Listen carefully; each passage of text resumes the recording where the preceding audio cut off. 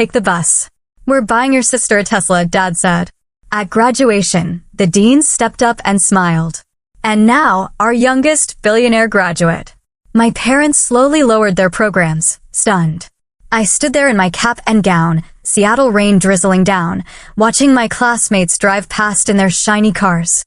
But the real sting wasn't the weather or the stairs. It was the text that lit up my phone. A picture of my 19-year-old sister, Amber, beaming beside her brand new Tesla, her graduation gift. The same parents who told me the bus was perfectly reliable transportation for my college graduation. Our family wasn't struggling, not even a little. This was just another chapter in a lifetime of being the invisible daughter. Before I tell you how I finally stood up for myself after years of being the forgotten child, let me know if you've ever felt invisible in your own family. You see, I grew up in Bellevue, a comfortable Seattle suburb where most families lived well, but tried not to flaunt it. My dad, Ryan, was a senior software developer, pulling in a salary that put us firmly in the upper middle class. My mom, Stephanie, sold luxury real estate, driving clients around in her Mercedes to view lakefront properties. We lived in this beautiful 4-bedroom house with a view of Lake Washington. From the outside, we were the picture-perfect American family.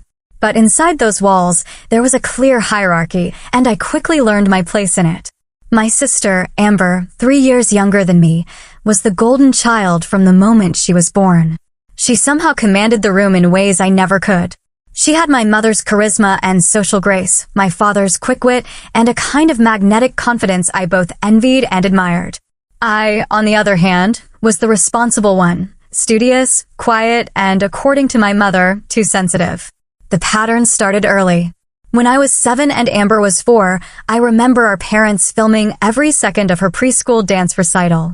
2 weeks later, they missed my school science fair where I won first place because Amber had a cold. Mom assured me it wasn't a big deal, that there'd be other science fairs. When I showed them my blue ribbon later that night, they glanced at it while helping Amber build a pillow fort in the living room.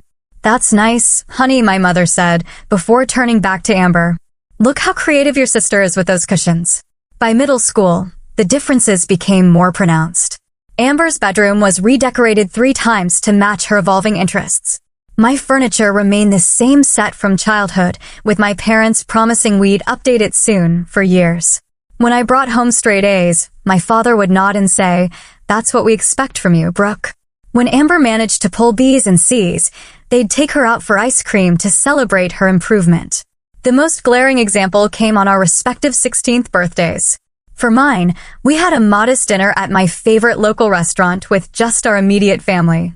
I received practical gifts, a laptop for schoolwork, some clothes, and a promise that they'd help me find a used car when the time was right. For Amber's 16th, they rented a venue, hired a DJ, and invited 60 of her closest friends. She received designer clothes, jewelry, and the crowning gift, a brand new Honda Civic with a giant red bow on top. When I pointed out the difference, my mother said, "Amber is more social, honey. She needs these things to build confidence. You've always been so independent." 2 months after Amber got her new Honda, they finally helped me buy my first car, a 10-year-old Toyota with mysterious engine noises and a passenger door that didn't open from the inside. "It has character," my father said, slapping the hood. "And it'll teach you about car maintenance." Throughout high school, the pattern continued. My parents attended every one of Amber's volleyball games, but made it to only 2 of my debate team competitions, despite my team making it to state finals. When I was accepted to the University of Washington with a partial academic scholarship, my parents seemed more interested in Amber's upcoming prom than my college plans. "Of course you got in," my mother said when I showed her my acceptance letter. "You've always been smart. Now, do you think Amber should go with the blue dress or the silver for prom?" The silver really brings out her eyes. The only person who truly saw me was my grandmother, Hannah. My mother's mother was a retired English professor who valued education and hard work. When my parents missed my high school graduation speech as valedictorian because Amber had a volleyball tournament in Portland, Grandma Hannah was there front and center, beaming with pride. "They don't see what I see," she told me afterward, squeezing my hand. "But someday you'll build a life where your worth is recognized, Brooke. And it will be beautiful." I clung to those words throughout college. While Amber followed in my footsteps to the University of Washington a few years later, despite having lower grades and test scores, our college experiences couldn't have been more different.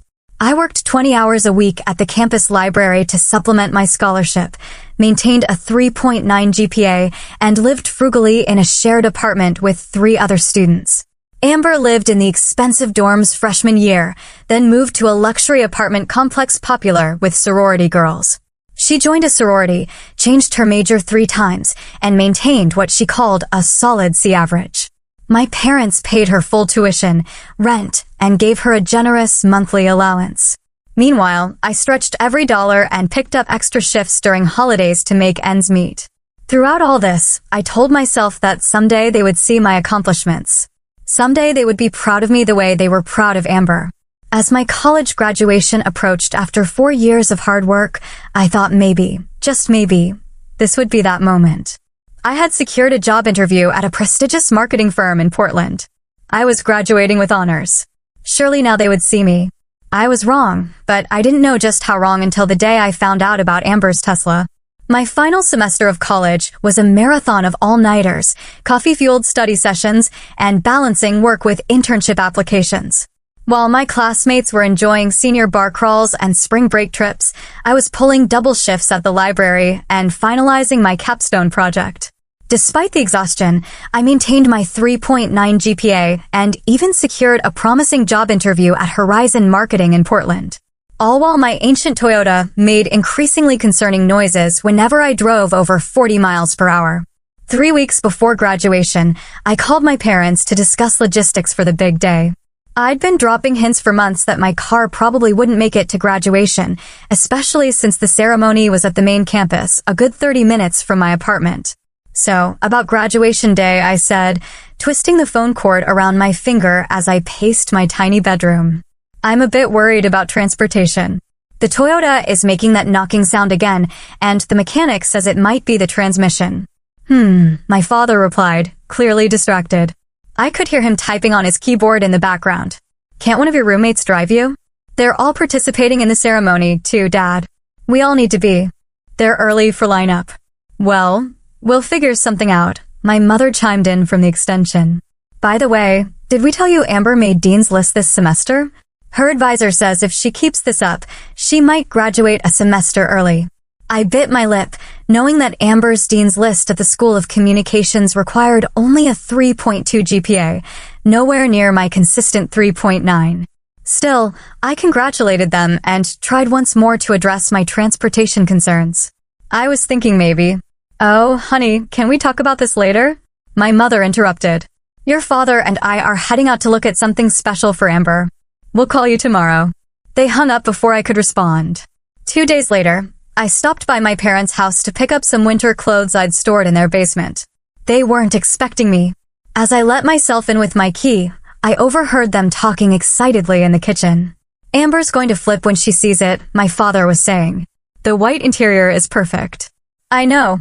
And the salesman said, "We can have it ready by next weekend. Just in time for Brooke's graduation.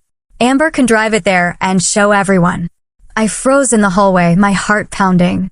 "Don't you think it's a bit much for a freshman?" my father asked, though his tone suggested he'd already been convinced. "A Tesla is a serious car." "Ryan," she countered. She maintained a B average this year while adjusting to college and sorority life. That deserves recognition. Besides, her Honda is already 2 years old, and all her sorority sisters are getting new cars for sophomore year. I must have made a noise because they both looked up, startled to see me standing in the doorway. "Brooke, we didn't hear you come in," my mother said, quickly closing the laptop they'd been looking at. "I came to get my winter stuff," I said quietly. "What's this about a Tesla?" Before they could answer, the front door burst open and Amber bounded in, her sorority tote bag slung over one shoulder and her blonde hair perfectly styled despite the Seattle drizzle. "Mom, Dad, guess what? Kylie's parents got her a Range Rover for sophomore year. And it's absolutely." She stopped short when she saw me. "Oh, hey, Brooke. What are you doing here?" My parents exchanged a look that confirmed everything I'd overheard. My mother recovered first, her real estate smile sliding into place. "Actually, we have some exciting news," she said, putting her arm around Amber. We were going to wait, but since everyone's here. Amber, honey, in recognition of your hard work this year, and since Brooke's graduating next week. My father finished for her, beaming with pride. We're getting you a Tesla Model 3, white with the premium interior package you wanted. Amber screamed and jumped up and down while I stood there, invisible once again. Not only were they buying her a Tesla as a reward for mediocre freshman grades, but they were somehow framing it as connected to my graduation, an event that should have been about celebrating my achievements. Oh my God, are you serious? A Tesla? Taylor's going to die. Amber threw her arms around our parents, then turned to me with a smirk. See, Brooke, some of us get cars that actually work. I opened my mouth to say something, anything, but was cut off by my mother. We're going to pick it up next Friday, and then we can all drive to Brooke's graduation in style on Saturday. I felt like I'd been punched in the stomach. Not only was my graduation being overshadowed, but they hadn't even considered how I would get to my own ceremony. I was just expected to ride along in Amber's new Tesla like an afterthought. I mumbled something about needing to get my clothes and fled to the basement, tears burning my eyes. As I stuffed sweaters into a duffel bag, I could hear them upstairs, excitedly discussing features and color options. That night, back in my apartment, I broke down while telling my roommate Jessica what had happened. Your parents are buying your teenage sister a Tesla while you can barely afford oil changes for your death trap? Jessica was furious on my behalf. And they didn't even think about how you're getting to graduation? That's beyond messed up, Brooke. Maybe I'm overreacting, I said, wiping my eyes. They've always been this way. That doesn't make it right, Jessica insisted. You need to stand up for yourself. Tell them how you feel. What's the point? They don't hear me. They never have. Then make them hear you. Jessica said firmly. You're graduating with honors. You've worked your ass off while Amber's been partying in a sorority house on their dime. If they can't see your worth, you need to show it to them. I nodded. But as graduation day approached, my anxiety only grew. Would I finally find the courage to speak up, or would I stay silent as I had for 22 years? The Friday before graduation dawned bright and clear, a rare gift in Seattle's typically gray spring. I woke up early to take my final exam in marketing analytics, the last hurdle before officially completing my degree. Despite the knot in my stomach that had been there since discovering Amber's Tesla surprise, I managed to focus long enough to ace the exam. Finished with flying colors, I see, Professor Wilson said as I handed in my test. Not that I'd expect anything less from you, Brooke. You've been one of my most dedicated students. I smiled, grateful for the recognition. Thank you. Your class has been invaluable. After the exam, I headed to my final shift at the campus library, where I'd worked throughout college. My supervisor, Thomas, had arranged a small goodbye gathering with the staff, complete with a card signed by everyone and a modest cake. We're really going to miss you around here, Thomas said, handing me a gift bag that contained a beautiful leather-bound journal. For 4 years, without a single late arrival or missed shift, you've set the bar impossibly high for your replacement. I blinked back tears, touched by the gesture. Thank you all so much. This job has been a lifeline for me. After saying my goodbyes, I checked my phone to find 3 missed calls from my mother. I called her back as I walked to my apartment. Brooke, finally, she answered on the first ring. We're at the Tesla dealership picking up Amber's car. It's absolutely stunning. White exterior with white vegan leather interior. Premium everything. That's great, I managed, swallowing the lump in my throat. About tomorrow. Yes, that's why I'm calling, she interrupted. The ceremony starts at 1 p.m., right? We'll need to leave early to find parking. Your father thinks we should get there by 11:30 to get good seats. Mom, I said firmly. I need to be there by 10 a.m. for graduate lineup. I've been trying to talk to you about transportation all week. Oh. She paused as if this thought hadn't occurred to her. Well, we'll be busy getting Amber's car ready for its first big drive. Can you just take the bus? There's a direct route from your apartment to campus, isn't there? I stopped walking, stunned by her casual suggestion. You want me to take the bus to my college graduation in my cap and gown? It's just practical, honey. Everyone else will be with us in Amber's new Tesla, and there won't be room if we need to take your grandmother, too.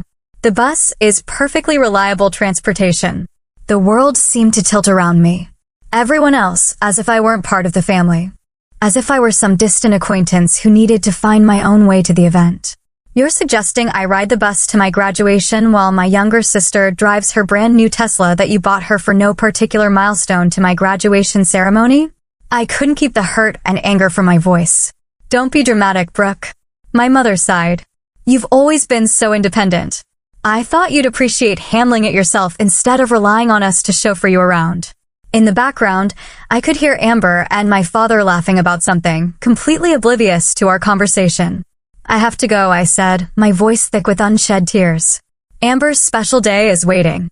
It's the practical solution, my mother repeated, either missing or ignoring my sarcasm. We'll see you at the ceremony tomorrow. Don't forget to wear that nice dress under your gown. I hung up and stood frozen on the sidewalk, people streaming past me on their way to Friday evening activities. A mixture of emotions washed over me, shock, hurt, anger, and finally a strange sense of clarity. This was who my parents were. This had always been who they were. No achievement of mine would ever measure up to Amber's existence. I dialed my grandmother's number with shaking hands. Grandma Hannah, it's Brooke. There's my graduate. Her warm voice instantly provided comfort. Are you ready for tomorrow? They're making me take the bus. I blurted out, tears finally spilling over. To my own graduation because they're busy with Amber's new Tesla. There was a long pause before my grandmother spoke, her voice unusually hard. They did what? Through broken sobs, I explained everything. The Tesla, the transportation issue, years of being overlooked and undervalued. Oh, my darling girl, Grandma Hannah said when I finished. I wish I could say I'm surprised, but I've watched this pattern for too long. Your mother did the same thing to your Aunt Carol when they were growing up. What do I do? I asked, feeling like a lost child despite being a college graduate. You have two choices, she said firmly. You can either continue to accept their treatment, or you can start setting boundaries. Neither is easy, but only one leads to healing. I'm so tired of being invisible, I whispered. Then stop allowing them to look past you, she replied. But whatever you decide, know that I see you, Brooke. I've always seen you, and I am so tremendously proud of the woman you've become, with or without their recognition. After talking with my grandmother, I returned to my apartment and spent the evening preparing for graduation. I carefully ironed my graduation gown, polished my dress shoes, and set out the dress my mother had insisted I wear, a sensible navy blue number that wouldn't call attention to myself. As I hung up the gown, my phone pinged with a text from my childhood friend, Mia. Can't wait to see you walk tomorrow. You've worked so hard for this. Let me know if you need anything at all. I stared at the message, grateful for the people who did value me.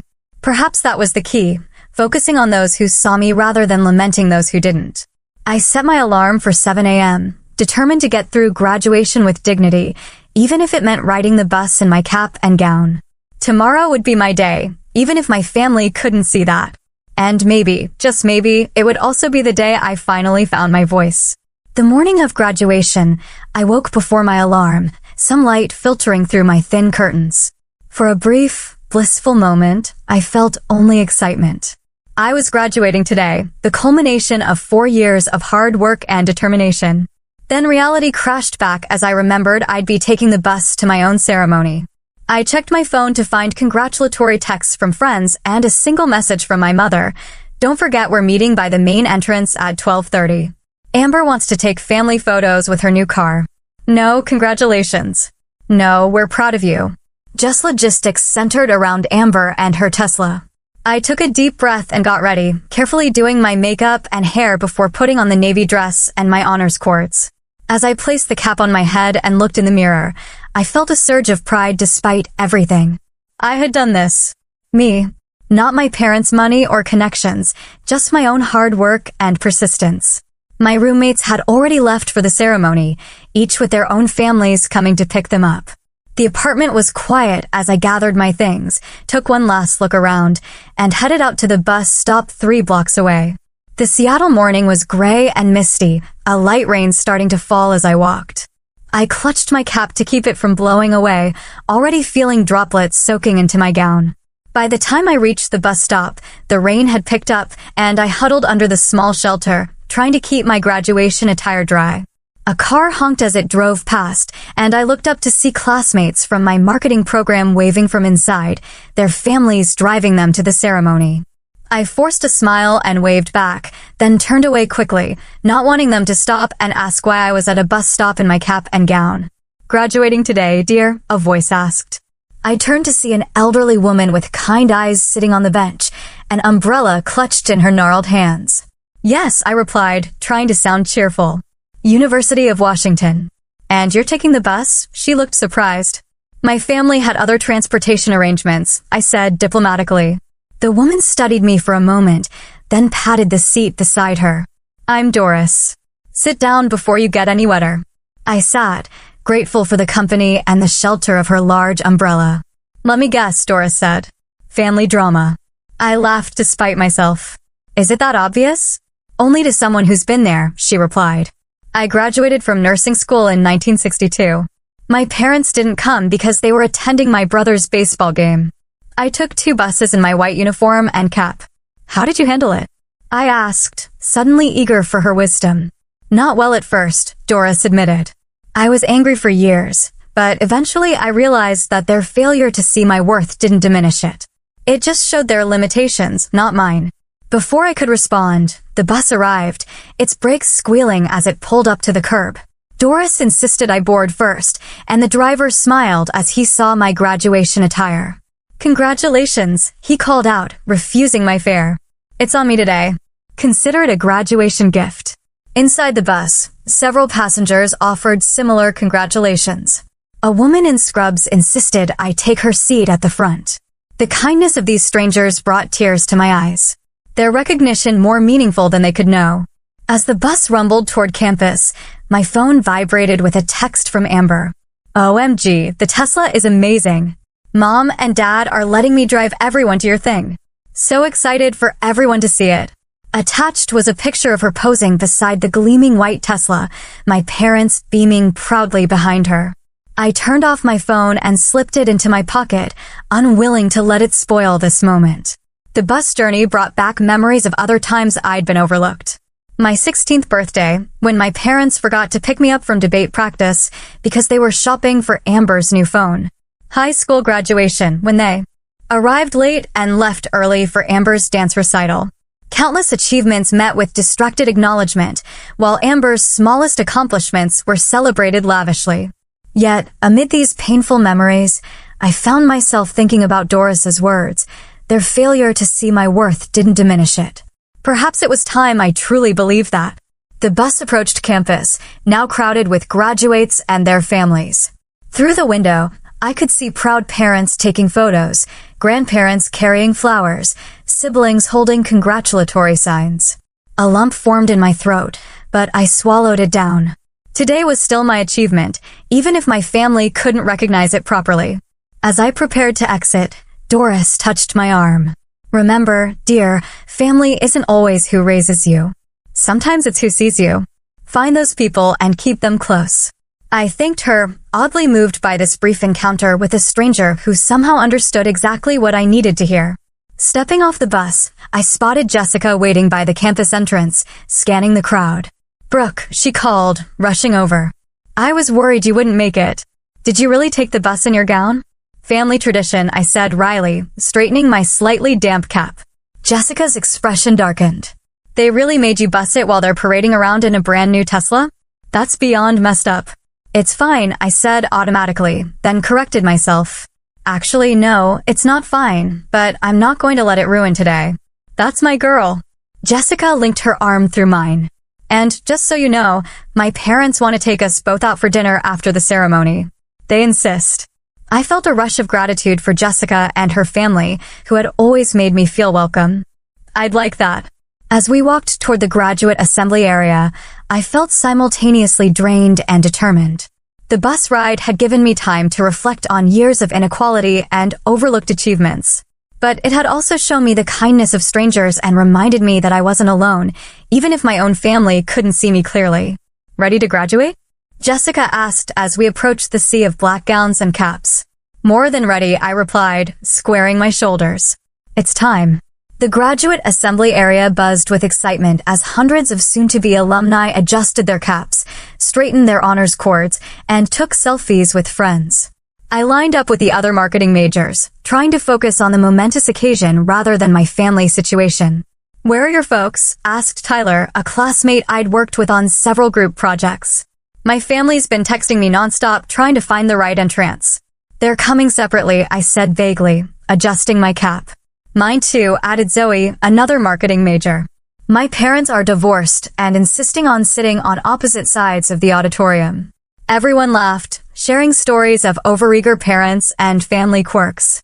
I smiled along, but remained quiet, not wanting to explain that my family was late because they were showing off my sister's new Tesla, a gift they'd given her instead of helping me get to my own graduation. Through the windows of the assembly hall, I could see families streaming toward the main auditorium. My phone buzzed with a text from my mother. "Where should we park the Tesla? Is there special graduation parking?" I didn't bother responding. Let them figure it out themselves for once. As we lined up alphabetically for the procession, I caught sight of my family finally arriving 20 minutes late, making a scene as they entered. Amber led the way in a tight white dress that matched her new car, my parents following behind her like attendants rather than the other way around. Several heads turned to watch their entrance, exactly the kind of attention Amber thrived on. The ceremony began with pomp and circumstance playing as we marched into the auditorium. Despite everything, I felt a swell of emotion as I entered. The culmination of years of hard work embodied in this moment. The university president welcomed everyone, then introduced the commencement speaker, Dr. Eliza Chin, a renowned marketing executive and UW alumni. Dr. Chin approached the podium with confidence, surveying the graduates with a warm smile. "Today I want to talk about something they don't teach in business classes," she began. "Your intrinsic value." I straightened in my seat, suddenly alert. Society often measures worth through external validation, the car you drive, the house you live in, the attention you receive. But true value comes from within. It's built through perseverance, integrity, and self-belief, especially when no one else is watching. Her words seemed to pierce directly through me, as if she were speaking to my exact situation. Some of you have had every advantage: financial support, family connections, endless encouragement.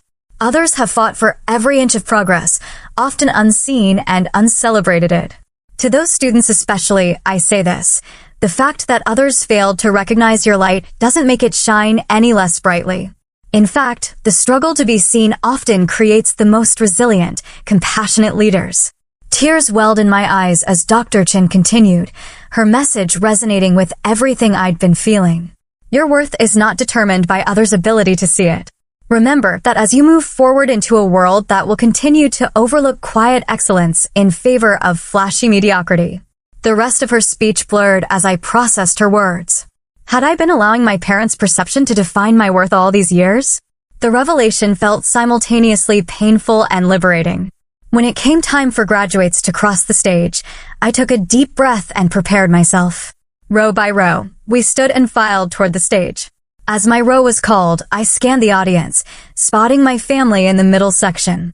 My mother was on her phone, my father was checking his watch, and Amber was taking selfies. None of them were watching the stage.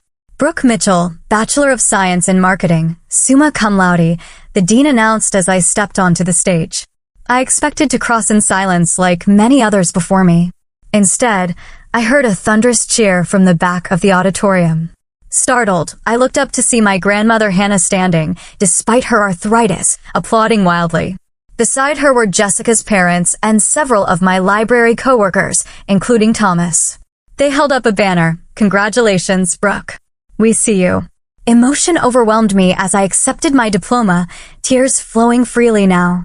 These people, some related by blood, others by circumstance, had made the effort to be here, fully present for me. They saw me, they celebrated me, and in that moment, it was enough. As I returned to my seat, I glanced at my family. My parents looked confused and embarrassed by the unexpected cheering section. Amber appeared annoyed that attention had been diverted from her. For once, I didn't care about their reactions. After the ceremony, graduates flooded into the courtyard to meet their families. I found my grandmother first, pulling her into a tight hug. "You came," I whispered, still in disbelief. "Your doctor said the trip would be too much with your arthritis." Wild horses couldn't have kept me away, Grandma Hannah replied, cupping my face in her hands. I'm so proud of you, my brilliant girl. Thomas and my other co-workers offered congratulations before tactfully withdrawing to give me time with family. Jessica's parents insisted on taking photos of me with my diploma, treating the moment with the reverence it deserved. It was in this warm bubble of genuine celebration that my parents and Amber finally found me. There you are, my mother exclaimed, as if I'd been the one who was difficult to locate. We've been looking everywhere. Who are all those people cheering for you? My father asked. It was a bit much, don't you think? Those were people who wanted to celebrate with me, I said simply. Well, we need to take family photos by Amber's new car before the parking fee increases, my father said, checking his watch again. The Tesla is parked in the VIP section. Had to pay extra, but worth it for the statement it makes. Seriously, Brooke, wait until you see it. Amber gushed, completely oblivious to the significance of the day. The interior is amazing. Everyone's been stopping to look at it. Some guy even asked if I was a professional model doing a Tesla promotion. Something inside me finally snapped. Quietly, definitively. For years of working myself to exhaustion. For years of maintaining near-perfect grades while working part-time. For years of watching my sister get everything handed to her while I struggled. And now, on what should have been my day, they couldn't even pretend to care about my achievement. No, I said, the word coming out clear and firm.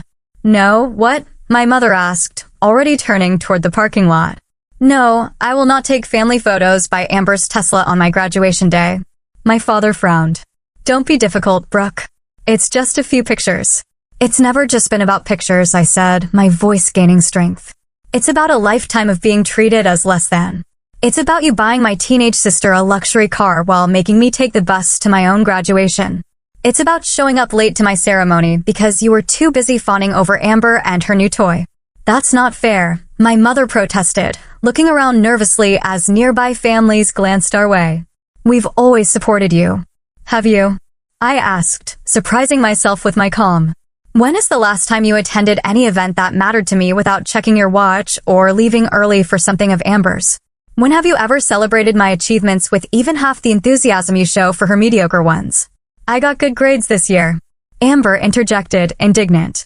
You got C's with a few B's at a university Dad's donations helped you get into, while living in a luxury apartment they pay for with a monthly allowance that exceeds what I make working 20 hours a week, I replied. And for that, you got a Tesla. I graduated summa cum laude while working throughout college and I got a bus ticket. My father's face reddened. That's completely different. Amber needs more support. You've always been independent. I had to be independent, I said quietly. You never gave me any other choice. Is that what this is about? My mother asked, her voice rising. A car? If you wanted a car, you should have said something. This isn't about the car, my grandmother interjected, stepping forward. This is about seeing your daughter.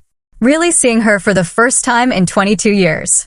My parents turned to her in surprise, as if just noticing her presence. Mom, this isn't the place, my mother began. When my granddaughter takes a bus to her college graduation while you parade around with Amber in a brand new Tesla, it becomes my business. Grandma Hannah replied sharply. Stephanie, you're repeating exactly what your father did to you and Carol. My mother paled at the mention of her sister, my Aunt Carol, who had limited contact with the family. Brooke has worked harder than anyone I know, my grandmother continued. She deserved to have her parents drive her to graduation at minimum. She deserved celebration, recognition, and respect, not to be an afterthought to Amber's new car. A small crowd had gathered, watching the drama unfold. I felt a hand slip into mine and turned to see Jessica standing beside me in silent support. I need to go, I said, suddenly exhausted by the confrontation. My friend's family has invited me to a graduation dinner. People who actually want to celebrate with me. Brooke, you can't just walk away from your family, my father protested. Watch me, I replied, then turned to leave with Jessica, Grandma Hannah following behind us. As we walked away, I heard Amber ask in a confused voice, so, are we not taking pictures with the Tesla? And for the first time in years, I found myself laughing, genuinely laughing at the absurdity of it all. In standing up for myself, I discovered a strength I hadn't known I possessed. Whether my family recognized my worth or not, I finally did. After the graduation ceremony, Jessica's parents took us to a lovely dinner at a waterfront restaurant. They ordered champagne, made heartfelt toasts to my achievement, and treated me like family. Grandma Hannah joined us, her eyes twinkling with pride every time she looked my way. For those few hours, I allowed myself to bask in the celebration I deserved. To Brooke, Jessica's father said, raising his glass, whose determination and brilliance will take her wherever she wants to go. And who finally found her voice today, Grandma Hannah added with a wink. By the time we finished dinner, my phone showed 12 missed calls and 23 text messages from my parents and Amber. I silenced it and slipped it back into my purse. Whatever crisis they were experiencing could wait until tomorrow. Today was mine. Jessica offered to let me stay at her parents' hotel, but I declined. I needed to face my apartment and whatever awaited me there on my own terms. Grandma Hannah squeezed my hand before getting into Jessica's parents' car. Remember, standing up for yourself isn't a one-time event, she said softly. It's a practice. Be gentle with yourself if you falter. I nodded, grateful for her wisdom, and took the bus back to my apartment. As we rounded the corner onto my street, I saw my parents' Mercedes parked outside my building. They were sitting inside, waiting. Taking a deep breath, I got off the bus and approached their car. My mother spotted me first, nudging my father, who had been dozing in the passenger seat. They scrambled out, both looking uncharacteristically disheveled. Brooke, my mother rushed toward me. We've been calling for hours. Where have you been? At my graduation dinner, I replied calmly. With people who wanted to celebrate with me. We need to talk, my father said, his authoritative tone returning. This scene you caused today was completely inappropriate. Let's go inside, I suggested, not wanting to have this conversation on the street. My roommates are gone for the weekend. Once in my apartment, my parents took in the modest surroundings with poorly concealed dismay. My father paced the small living room while my mother perched uncomfortably on our second-hand couch. Brooke, my father began. I understand you were upset about transportation arrangements today, but publicly embarrassing your family was unacceptable. Is that what you think happened? I asked. That I was throwing a tantrum over a ride? What else could it be? My mother threw up her hands. We've given you everything. We paid for your education. I had a scholarship, I interrupted and worked 20 hours a week to cover living expenses. We would have helped if you'd asked, my father countered. You've always been so independent, so capable. Amber needs more support. No, I said firmly. Amber gets more support. There's a difference. That's ridiculous. My mother scoffed. We've always treated you both fairly. Really? I walked to my bedroom and returned with a shoebox. Let me show you something. I opened the box and began laying out items on the coffee table. A birthday card from when I turned 16 with a $50 gift card inside. Next to it, a photo of Amber's 16th birthday showing her with her new Honda. My high school graduation announcement alongside a bank statement showing the $200 my parents deposited as a gift. A newspaper clipping of Amber's volleyball team with my parents prominently featured in the stands. My college acceptance letter with no congratulatory note. And finally, a bus ticket from earlier that day. This is a record of inequality, I said quietly. Not in one dramatic moment, but in 1,000 small ones over many years. My parents stared at the items, momentarily speechless. You've kept all this? My mother finally asked, her voice small. Not to throw it in your faces someday, I explained. But to remind myself that I wasn't imagining things, that the difference in how you treated us was real. Before they could respond, there was a knock at the door. I opened it to find Grandma Hannah, who must have taken a taxi from her hotel. I thought you might need reinforcements, she said, stepping inside. Her eyes narrowed when she saw my parents. I see the conversation has started. Mom, this isn't your business, my mother began. When my granddaughter takes a bus to her college graduation while you parade around with Amber in a brand new Tesla, it becomes my business. Grandma Hannah replied sharply. Stephanie, you're repeating exactly what your father did to you and Carol. My mother flinched at the comparison. That's completely different. Is it? Grandma Hannah asked. Your father favored you because you are outgoing and charming like him. You favor Amber for the same reason. Carol was studious and quiet like Brooke. You resented how your father treated Carol. Yet here you are doing the same thing to your own daughter. A heavy silence fell over the room. My father, who had been defensive throughout, finally spoke. Brooke has always seemed fine, he said, but his voice lacked conviction. She never complained. She shouldn't have to complain to be treated equally, Grandma Hannah pointed out. I thought. My mother began, then stopped, staring at the items on the table. I thought because you were successful on your own, you didn't need as much from us. I thought we were giving you space to be independent. I needed parents, I said simply. Not space. My father ran his hand through his hair, looking genuinely troubled for the first time. The Tesla was excessive, wasn't it? Even for Amber. It's not just about the Tesla, I said. Though making me take the bus to graduation while buying her a luxury car certainly brought everything into focus. What do you want from us now? My mother asked, and I was surprised to see tears in her eyes. How do we fix this? I don't know if you can fix 22 years of inequality overnight, I admitted. But acknowledging it is a start, and understanding that going forward our relationship will have boundaries. Boundaries. My father looked alarmed. What does that mean? It means I won't accept being treated as less than Amber anymore. It means I'll call out favoritism when I see it, and it means I might need distance sometimes to protect myself. My parents exchanged worried glances. This was new territory for all of us. I've accepted a job interview in Portland next week, I continued. If I get it, I'll be moving. Not to punish you, but because I need a fresh start. Portland, my mother repeated. But that's 3 hours away. 3 hours is nothing if you actually want to visit, I pointed out. And there are these amazing inventions called phones that work across state lines. My father almost smiled at that. You've really thought this through. I've had years to think about it, I replied. I just never had the courage to say it out loud. We talked for another hour, moving through decades of hurt and misunderstanding. There were no perfect resolutions, no tearful group hugs like in the movies. My parents didn't suddenly transform into the perfectly supportive mother and father I'd always wanted. But there was something new in the way they listened. Really listened. Perhaps for the first time. As they prepared to leave, my mother hesitated at the door. I never meant to make you feel less loved, she said softly. I think I saw too much of myself in Amber and too much of Carol in you, and I projected all my complicated feelings onto that. I know you didn't do it maliciously, I acknowledged, but impact matters more than intent. After they left, Grandma Hannah stayed a while longer, helping me process the conversation.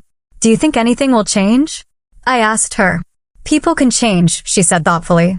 But it takes time and consistent effort. Don't expect miracles, but don't close the door on progress either. As if on cue, my phone buzzed with a text. To my surprise, it was from Amber. Can we talk? Just us. 20 minutes later, Amber arrived at my apartment, looking uncharacteristically subdued without our parents as an audience. I heard everything, she admitted, sitting across from me at my small kitchen table. I was waiting in the car, but then I followed Mom and Dad up. I stood in the hallway listening. And? I prompted when she fell silent. And I never realized, she said, picking at her perfectly manicured nails. I knew I got more stuff, but I thought. I don't know what I thought. That you didn't care about material things. That you were above it all somehow. I'm not above wanting to be valued, I said quietly. Amber nodded, looking genuinely troubled.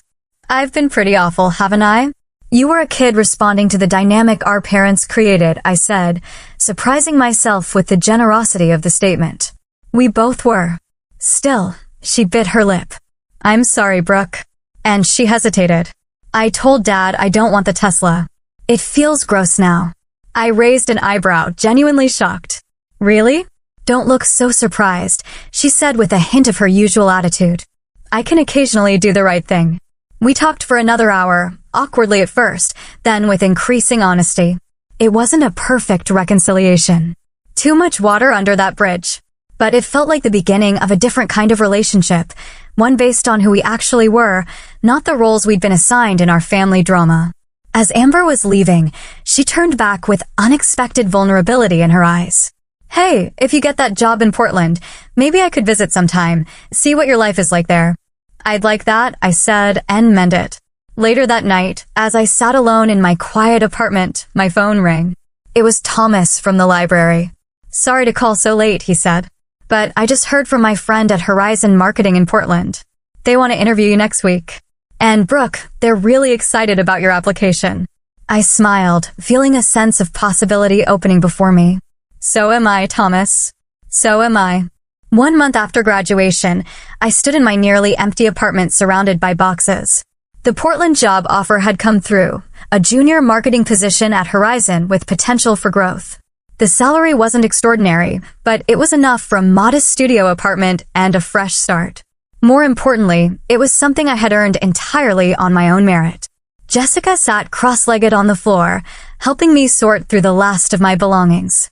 I still can't believe you're really leaving, she said, carefully wrapping a framed photo of us from freshman year. I can hardly believe it myself, I admitted, but it feels right. The months since graduation had brought unexpected changes in my family dynamic.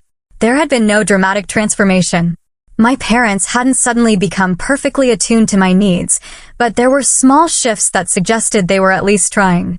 The previous weekend, my father had asked me to lunch, just the two of us, something that had never happened before. We sat across from each other at a local cafe, initially awkward without Amber or my mother to fill the silence. I've been thinking a lot about what you said, he finally offered, stirring his coffee unnecessarily, about always feeling overlooked. I waited, giving him space to continue. I think, he said slowly, I assumed that because you were so capable, you didn't need as much from me. I focused on Amber because she seemed to need more guidance, more attention. He looked up, meeting my eyes. But that wasn't fair to you. No, I agreed. It wasn't. I can't change the past, he continued. But I want you to know that I see how hard you've worked, how much you've accomplished on your own, and I'm sorry I wasn't there for more of it. It wasn't everything, but it was something. An acknowledgement I'd been waiting years to hear. I'd like to help with your moving expenses, he added. Not because you need it, but because I want to support this new chapter. Initially, I wanted to refuse, to prove I could do it entirely on my own, but I realized that accepting didn't diminish my independence. Sometimes support was just support. Thank you, I said. I'd appreciate that. My mother's attempts at connection were more awkward, but equally sincere. She'd invited me for coffee the day after my lunch with Dad, clearly having coordinated their efforts. Portland has some beautiful neighborhoods, she said, having researched the city extensively. The Pearl District is supposed to be very trendy for young professionals. It's also very expensive, I pointed out. I'll be in a smaller neighborhood across the river. She nodded, absorbing this information. You know, I've never lived more than 10 miles from where I grew up, she said unexpectedly. Sometimes I wonder what it would have been like to start fresh somewhere new. I saw something in her eyes then, a hint of envy perhaps, or regret. It occurred to me that my mother's favoring of Amber might have been about more than just preferring her personality. Perhaps she saw in Amber the confident, popular girl she had been, and in me, the road not taken, the serious, ambitious path she might have chosen. It's not too late, I suggested. To try new things? She smiled sadly. Some roads close behind you, but I'm proud that you're taking yours. The word proud hung between us. Unfamiliar, but welcome. Even Amber had shown surprising growth. True to her word, she had refused the Tesla, asking our parents to return it. Instead, she kept her Honda and suggested they donate the difference to a scholarship fund. Whether this change would last remained to be seen, but it felt like a significant step. A knock at the door pulled me from my reflections. Jessica opened it to reveal my parents and Amber, come to help with the final moving preparations. We brought lunch, my mother announced, holding up bags from my favorite sandwich shop and packing tape. Your father read online that you always need more tape than you think. The next few hours passed in a blur of activity, boxing final items, loading my father's SUV, and cleaning the apartment. The dynamic between us was still finding its footing. Conversations sometimes stalling into awkward silences, but the effort on all sides was tangible. As we prepared to caravan to Portland, my parents driving the loaded SUV while I followed in my newly reliable used car, a graduation gift from Grandma. Hannah, Amber pulled me aside. I found this, she said, handing me a small box. It was in the storage closet at home. Inside was a faded blue ribbon, my first place award from the science fair all those years ago. The one my parents had missed. I don't know why I kept it, Amber admitted. Maybe even then I knew it mattered.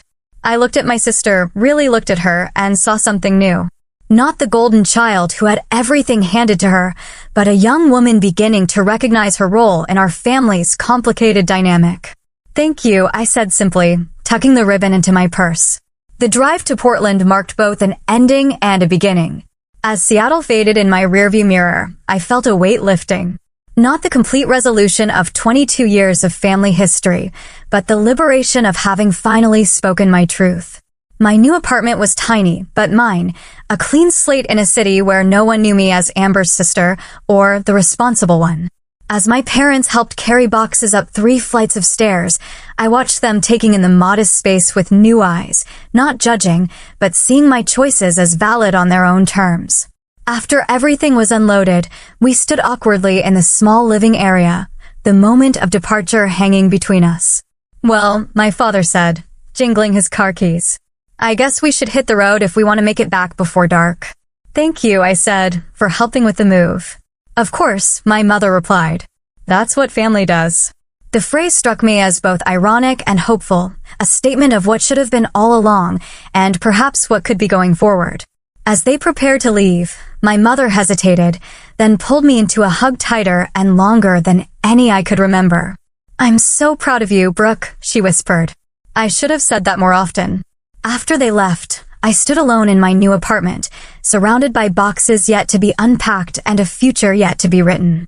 The journey from invisibility to empowerment wasn't complete. Such transformations never are. But I had taken the crucial first step of recognizing my own worth, regardless of whether others could see it. My phone pinged with a text from Grandma Hannah. "How does it feel to be exactly where you're meant to be?" I smiled, looking out the window at my new city stretching before me. Like the beginning of something important, I typed back. The bus ride to graduation had been painful, but perhaps necessary. The final indignity that pushed me to claim my voice and my value. In the end, the greatest graduation gift wasn't a car or even recognition from my parents. It was the discovery that I could stand in my own light, create my own celebrations, and build a life that honored my worth, whether others recognized it or not. As I unpacked my first box, I came across the journal Thomas and my library coworkers had given me, opening it to find a quote they had inscribed on the first page: "Your worth is not determined by others' ability to see it." I ran my fingers over the words, thinking of Dr. Chen's commencement speech, Doris on the bus, Grandma Hannah's unwavering support, and all the people who had seen me clearly when my own family couldn't.